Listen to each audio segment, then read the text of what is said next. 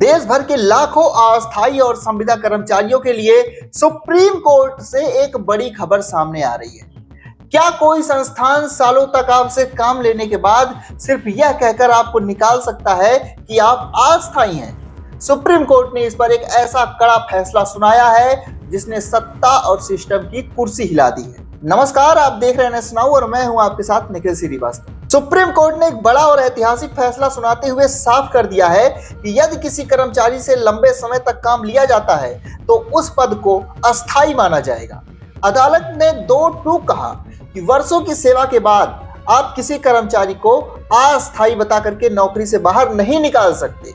यह फैसला देश भर के संविदा और डेली वेज वर्कर्स के लिए किसी वरदान से कम नहीं है। पूरा मामला आपको बताते हैं। पूरा मामला है उत्तर प्रदेश के कानपुर नगर निगम के स्विचमैन कर्मचारियों से जुड़ा हुआ। ये कर्मचारी वर्ष 1993 से 2006 तक यानी कि लगातार 13 साल तक अपनी सेवाएं दे रहे थे, लेकिन निगम ने इन्हें अस्थायी मान करके अचानक नौकरी से निकाल दिया था। इलाहाबाद हाई कोर्ट ने निगम के पक्ष में फैसला दिया था, जिसे अब सुप्रीम कोर्ट ने रद्द कर दिया है।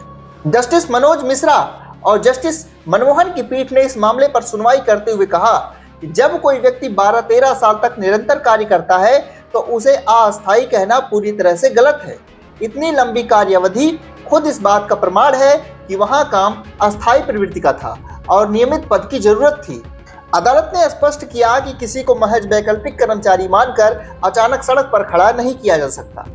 इस केस में एक बहुत ही महत्वपूर्ण कानूनी पहलू सामने आया। कानपुर नगर निगम ने अदालत में कर्मचारियों के अटेंडेंस का रिकॉर्ड पेश नहीं किया। इस पर सुप्रीम कोर्ट ने सर्वोच्च न्यायालय के फैसले को सही ठहराया।